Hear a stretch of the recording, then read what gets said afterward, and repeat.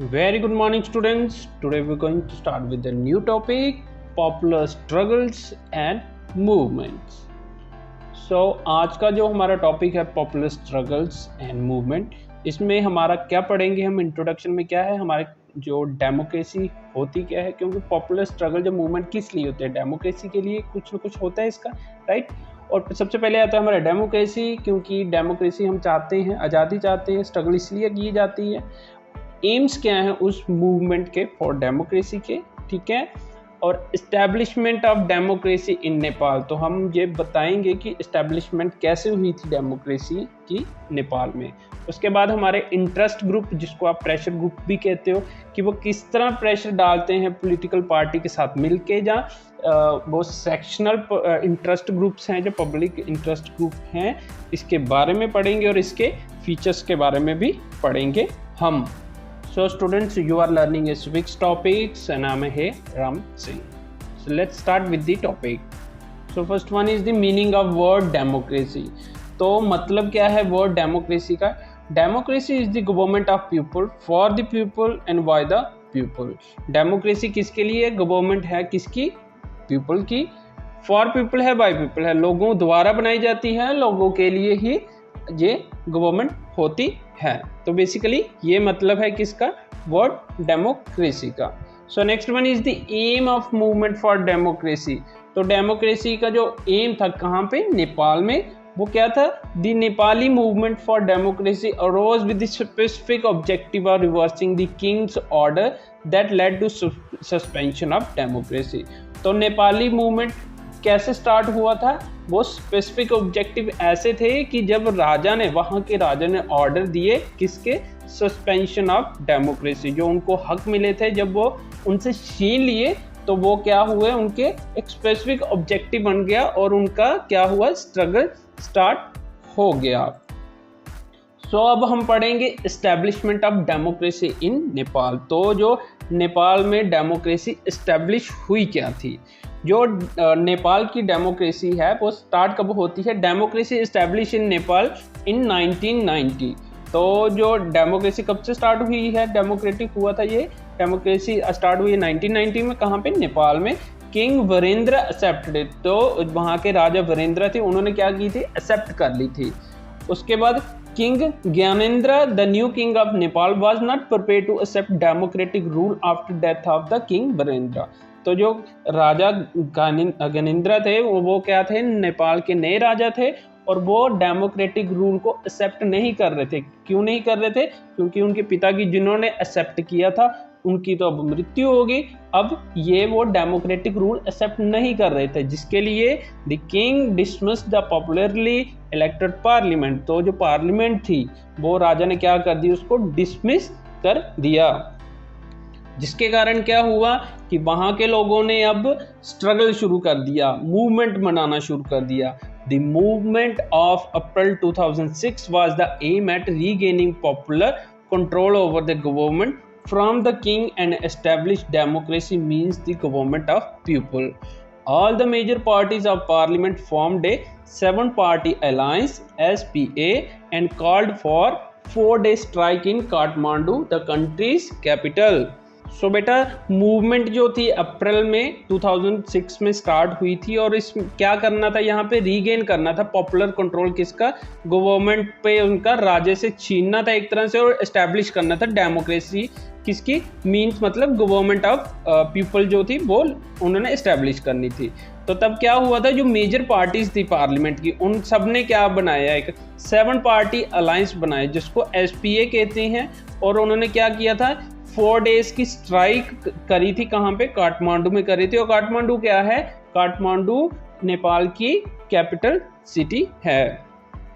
On 21 April the protester served a ultimatum to the king. तो 21 अप्रैल को क्या, protester ने क्या किया, अल्टीमेटम दिया राजा को। 24 April 2006 was the day of ultimatum. The king was forced to concede all the demand. तो राजा को क्या किया, फोर्स किया, दबाव में डाल के उससे सारी की सारी डिमांड्स फुलफिल करवाई। और फिर क्या हुआ, the SPA choose Girija Prasad Koirala as a new prime minister of interim government. तो उस समय में क्या हुआ था, एसपी ने 7 पार्टी अलायंस जो था उन्होंने क्या था, गिरिराज प्रसाद को क्या किया, नया प्रधानमंत्री चुन लिया इंटर्म गवर्नमेंट, मतलब अभी पूरी गवर्नमेंट बनी नहीं है, कुछ समय के लिए उन्होंने क्या कर दिया, प्राइम मिनिस्टर चूज कर लिया।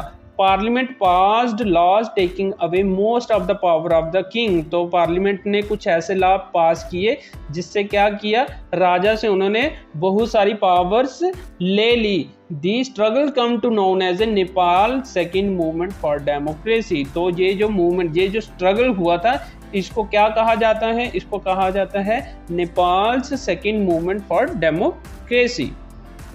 So students, next one is interest groups, जिसको हम प्रेशर ग्रुप भी कहते हैं।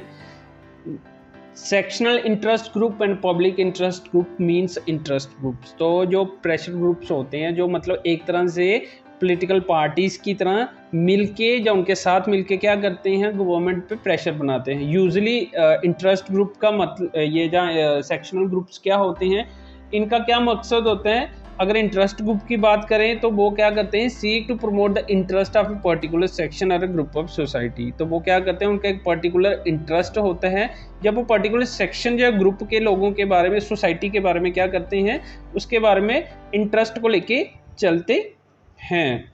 So next one is the sectional interest group, तो सेक्शनल इंटरेस्ट ग्रुप होते क्या हैं, they are sectional because they represent a section of society, worker, employees, business person, industrialist, followers of religion, caste group.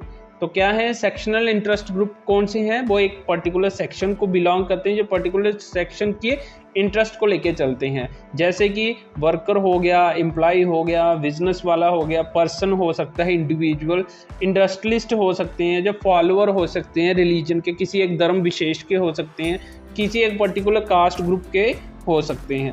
अब इस sectional interest group का feature क्या है, their principal concern is the betterment and wellbeing of their members, not society in the journal.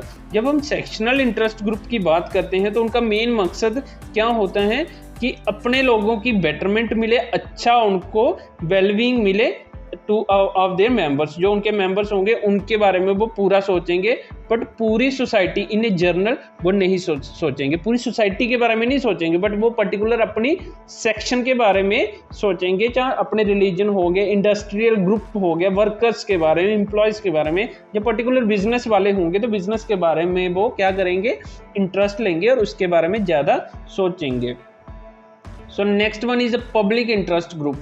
अब public interest group कौन से होते हैं, तो public interest groups promote selective rather than collective rather than selective goods. They aim to help group other than their own members.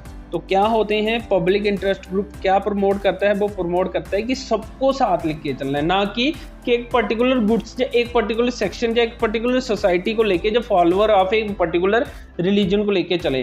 नहीं, इनका क्या काम होता है, इनका काम होता है कि सभी दूसरे ग्रुप्स को भी अपने साथ लेंगे और उनके मेंबर्स को भी वो क्या करेंगे, हेल्प करेंगे। जैसे एग्जांपल है आपकी BAMCEF, जिसका मतलब है backward and minority community employees federation.